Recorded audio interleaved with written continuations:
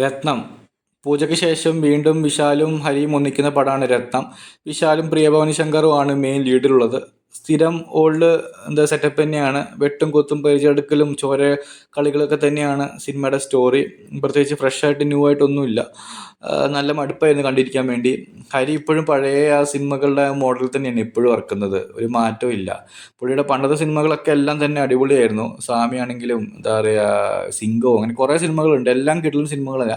പക്ഷെ ഇപ്പോഴും പുള്ളി അതേ ഞാൻ മാറത്തില്ല എന്നുള്ള രീതി തന്നെയാണ്, അതേ പഴയ രീതി തന്നെയാണ് ഇപ്പോഴും സിനിമ എടുക്കണേ. മാറ്റേണ്ട സമയം വല്ലാണ്ട് മാറിയിരിക്കുകയാണ്. അപ്പം സിനിമ നല്ല ബോറടിയായിരുന്നു. വിശാൽ സത്യം പറഞ്ഞു കഴിഞ്ഞാൽ എനിക്ക് സിനിമയിൽ തീരെ ഇഷ്ടപ്പെട്ടില്ല കേട്ടോ. ഭയങ്കര ഓവറായിരുന്നു കഥാപാത്രം. അതേപോലെ തന്നെ പ്രിയഭവാനി ശങ്കർ ഇപ്പോൾ കുറച്ചായിട്ട് ലോക്കൽ ഗേൾ ടൈപ്പ് സിനിമകളാണ് ചെയ്യുന്നത് മോഡേണിനെക്കാളും. വലിയ തർക്കമുണ്ടായിരുന്നില്ല. സമുദ്രക്കനിയും വലിയ കുഴപ്പമില്ലായിരുന്നു. യോഗി ബാബുവും മൊട്ടരാജേന്ദ്രനും ഉണ്ടായിരുന്നു. ഒരു പ്രതീക്ഷ ഉണ്ടായിരുന്നില്ല. ഒന്നും ചിരിക്കാനോ കാര്യങ്ങളോ ഒന്നും തന്നെ ഉണ്ടായിരുന്നില്ല. പിന്നെ വില്ലനായിട്ട് മുരളി ശർമ്മ ഉണ്ടായിരുന്നു. മലയാളത്തിൽ നിന്ന് ഹരീഷ് പെരടി ഉണ്ടായിരുന്നു. ഒരു വലിയ അടിപൊളി വില്ലനോ കാര്യങ്ങളോ ഒന്നും തന്നെ ഇല്ല. മുരളി ശർമ്മ ഇങ്ങനെ ഈ പിള്ളേർക്ക് ഇങ്ങനെ പൗഡർ ഇടൂല മുഖത്ത് മൊത്തം, ഇങ്ങനെ എന്തോ ഒരു ബണ്ട് പോലെ സാധനം വെച്ചിട്ട്, അതേപോലെ ഇങ്ങനെ ഫുള്ള് ഇട്ടിട്ട് ഇങ്ങനെ നടക്കണം മൊത്തം. കഴുത്തിൽ കൂടെയും മുഖത്തൊക്കെ ഫുള്ള് പൗഡർ വരുത്തി വെച്ച്. എന്താ ഉദ്ദേശിച്ചതെന്ന് എനിക്ക് മനസ്സിലായില്ല. അങ്ങനെ മൊത്തത്തിൽ സിനിമ നല്ല രീതിയിൽ ബോറായിരുന്നു.